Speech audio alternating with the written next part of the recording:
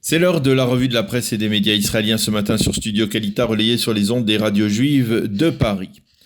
La logique aurait voulu qu'en cette veille de fête de Soukhot, fête de la joie par excellence, les quotidiens prennent un peu de recul par rapport à l'actualité brûlante et se plongent dans les préparatifs de cette fête très haute en couleurs et très riche en symboles. Mais malheureusement, une fois de plus, cette actualité brûlante reste dominante. Et cette fois, le dossier tragique qui fait ce matin la une de l'ensemble des quotidiens israéliens et des sites d'information est celui d'une jeune israélienne, Nahama Issachar, quasiment inconnue jusqu'à présent, qui se retrouve au cœur d'une véritable affaire d'État kafkaïenne.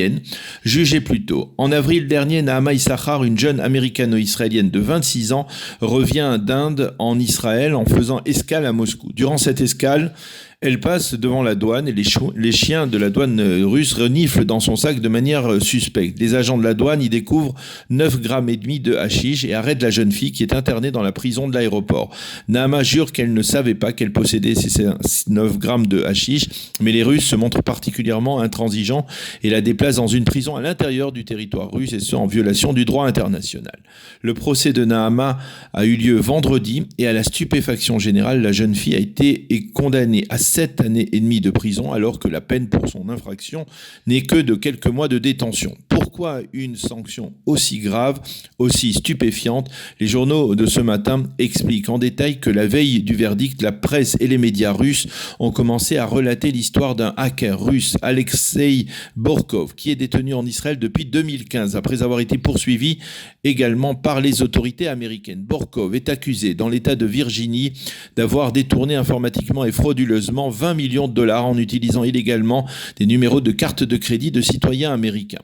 Le procès de Borkov a eu lieu à Tel Aviv et il s'est avéré que les Russes le recherchaient aussi pour une autre affaire apparemment frauduleuse, mais dont les détails ne sont pas particulièrement clairs. Les Américains, puis les Russes, ont donc fait une demande d'extradition qui doit être débattue et décidée par le ministre israélien de la Justice, Amir Ohana. Et l'on estime qu'Ohana s'apprêtait à extrader le hacker russe vers les États-Unis. Les quotidiens israéliens expliquent qu'apparemment les Russes auraient condamné Nahama Issachar à une lourde peine de prison afin de faire pression sur les Israéliens pour qu'ils extradent le hacker non pas vers les États-Unis mais vers la Russie.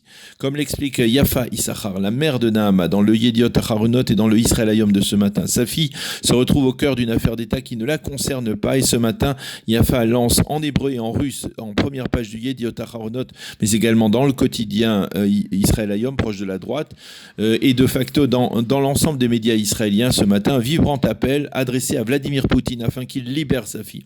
Je suis convaincu, monsieur Poutine, que vous ne voudriez pas que l'histoire vous juge comme un leader qui a cautionné un faux procès, un second procès Dreyfus, et écrit-elle ce matin donc en première page du Yediot Aharonot. Les médias et les journaux publient également des extraits de lettres que Nahama a réussi à faire parvenir de sa prison en Russie à sa meilleure amie au cours des derniers mois, des lettres qui reflètent au début un certain optimisme, puis ces dernières semaines une immense frustration et de plus en plus d'inquiétude. Et il est vrai que cette affaire prend des proportions de crise diplomatique sérieuse entre Jérusalem et Moscou.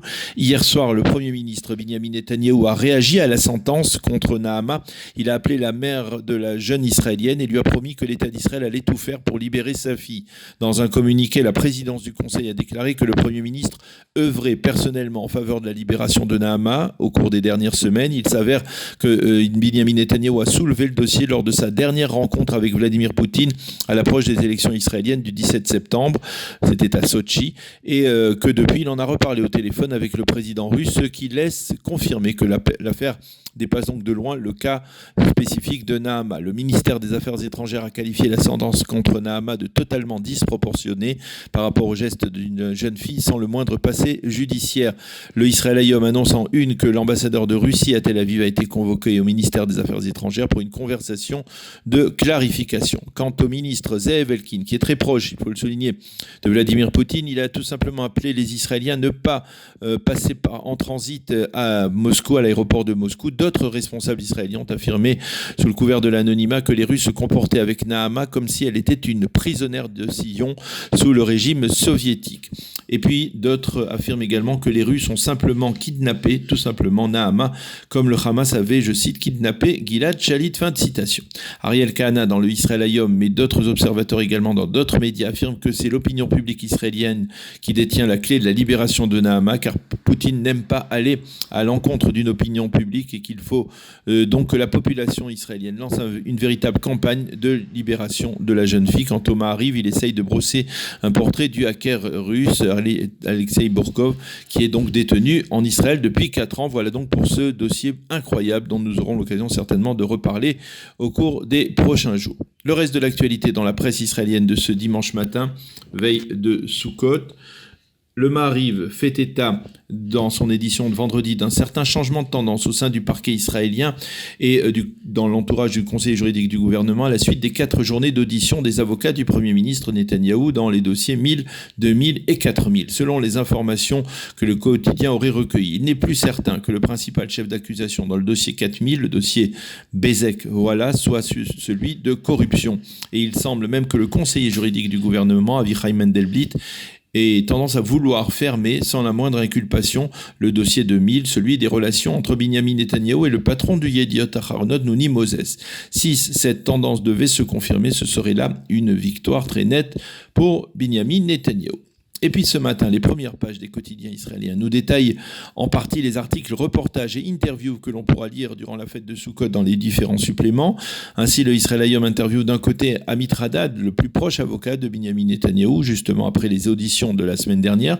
De l'autre, il interroge le Rav Chaim Sabato, qui est considéré en Israël comme l'un des écrivains les plus touchants, qui relate comment, en plein combat durant la guerre de Kippour en 73, il avait réussi à construire une souka. Dans le Yediot Aharonot, Nahum Barnea résume dans un supplément spécial la décennie qui se termine en décembre prochain. Et en première page de ce supplément, la photo d'un homme, Donald Trump, qui est selon Nahum Barnea l'une des figures majeures de cette décennie. Dans un supplément culturel, le Yediot détaille les 70 plus célèbres chansons de l'icône de la musique israélienne qui est devenue au fil des années Shlomo Artzi.